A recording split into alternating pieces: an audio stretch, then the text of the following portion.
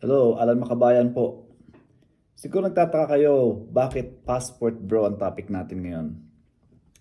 Kasi marami nagtatanong sa akin kung bakit daw ang mga puti from the West gustong-gusto nilang lumabas ng like America, Canada, Australia, Europe. You know, hindi mo sila masisisi kasi ang batas sa West, masyadong empowered ang mga babae. Ang family law dito, talagang anti-father sila. Mm. For example, nagpakasal ka rito, nagkaanak kayo, nagkabahay kayo, and then mag-away kayo, and then maghiwalay. Automatic, yung bata sa nanay mapupunta. Automatic pati, child support ka for 18 years. Tapos yung bahay mo, yung pinagawa mo, kahit ikaw pa yung nagbayad doon ng pagkalaki-laki, mga 35% lang mapupunta sa'yo doon, yung 65% sa nanay.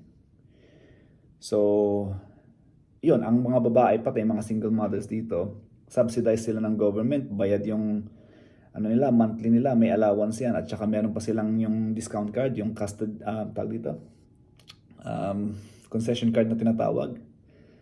So, dito masarap maging single mom, kasi subsidized ng government.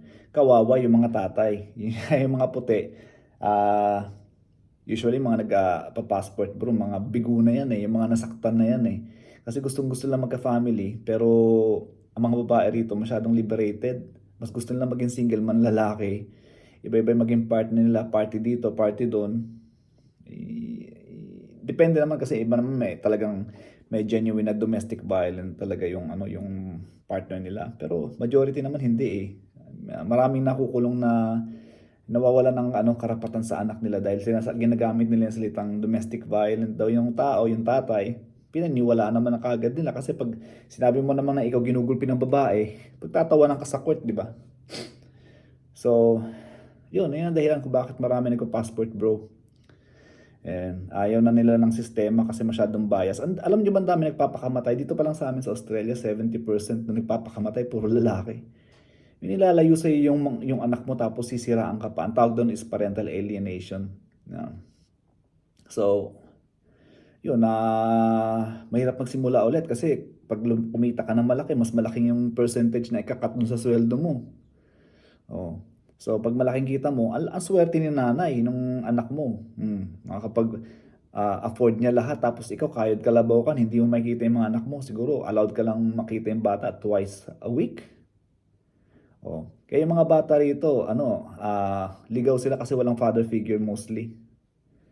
Iba naman nagpapakamatay kasi hindi nila matake yung sistema. Talagang bias talaga, talagang mga feminist talaga. Kawawa yung mga tatay dito sa West. Kaya maganda pa rin sa Pilipinas kasi hindi tayo nagpauto na magkaroon ng divorce. Talaga yung family sa Pilipinas solid. Tsaka yung value ng mga babae sa Pilipinas, sa Asia, sa Thailand, talagang loving sila. They respect their man, mapagmahal, tapos ayaw nila ng broken home. Yung hinahanap ng mga Western. Kaya yung mga nagtatanong diyan, bakit ang mga Western lumalabas ng West? Kasi nga aping-api ang mga lalaki. At saka yung government, kunwari, yung karapatan ng bata, yung kapakanan ng bata yung iniisip. No, it's about the lawyer's fee. Negosyo siya, pati ng state. So malaki ang big business ang family court. Yun ang totoo dyan. So tinatagalog ko lang para hindi masyadong maintindihan kasi baka mabatas tayo Pero kung kayo nangangarap na mag-family sa West, siguraduhin nyo lang na yung pinipili yung babae is talagang mabait, tag dito.